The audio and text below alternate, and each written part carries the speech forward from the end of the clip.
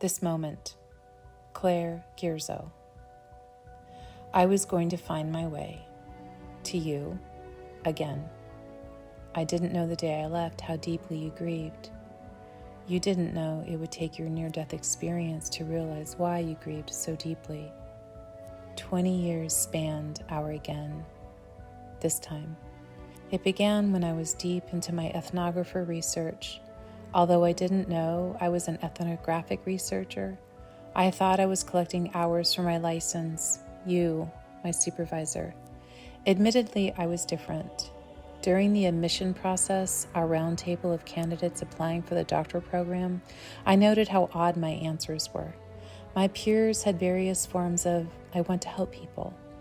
My answers were far more detached. I like to study complex systems, and I discovered humans are one of the most complex. My detachment, cultivated by years in corporate ecosystems, preceded by years with brothers, direct, unemotional, and impersonal as I pointed out the obvious to clients sitting across from me at your clinic. You observed, quietly. Then I would sit across from you. You did not approach like me. You were always so subtle. I did not realize how accumulated, oblique guidance could influence a perspective until I did. You were always so subtle.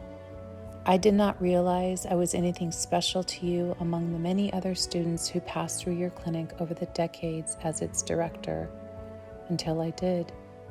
You were always so subtle. I did not realize how much I loved you or how much you loved me until I did. You were always so subtle. I did not realize when I said, I'm moving to Pittsburgh with my husband. He's going to grad school. I'm also pregnant. That beneath your gentle smile and your radiant eyes, your heart was constricting until I did. You were always so subtle.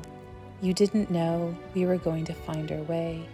You didn't know it would be okay once we got through this moment. And I didn't know it was a moment until I did. You were always so subtle. Oblique contact was made here and there, accumulated over years, over moves, my moves. You stayed. Then it got quiet. When the world got quiet. And the world locked down. So I didn't notice until I did. You were always so subtle. An energy not subtle in the slightest penetrated my field while I was walking a trail, alone, on a spring day, around a small neighborhood lake. I texted you immediately. No response. For months, I feared the worst. I didn't want to find out, even though I knew there were ways. I just wasn't ready to realize the worst. You kept coming into my unseen with my deceased father. On the lake as I floated, where my body floated and my mind would travel, you both would show up, ready to walk me down an aisle to what I did not know. You both would laugh and dress me like a queen because you both knew how much I disliked being a spectacle. Or the time Pan asked me to step out of my skin, but I don't want to just dump it on the ground. I think I'll still need it, I protested in response to his suggestion. He smiled, which strangely conveyed, turn around. There you and my dad were, arms extended, ready to safekeep my earthly guise. And then the day came when I felt ready. I extended to find you, on earth, in a body, I hoped. I died. That's how you started. My heart thumped like someone had tossed a large stone at it. I listened because I could not speak. I did not dare speak. I could not bear the thought of missing any of your precious words, words like a November rain in the Serengeti. When you left, I was stunned, and it stunned me. I was so stunned. When someone dies and returns, subtlety can take a back seat. And then I was stunned. You were different.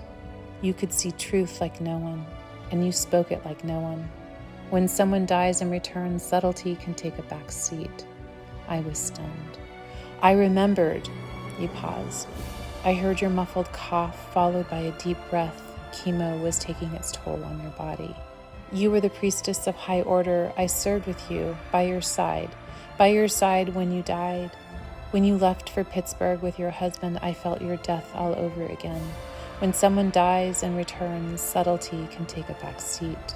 I was stunned, because when someone speaks truth to me, I see. I saw the life you remembered, and you were not the first to speak of this life, this truth, to me. We think life ends. We think connections can be cut. We think we let go. But we know now. The truth is, we are here again, never ended, never severed, never let go. We hold loosely to the gossamer thread, but we still hold, because you stayed, and here we are again.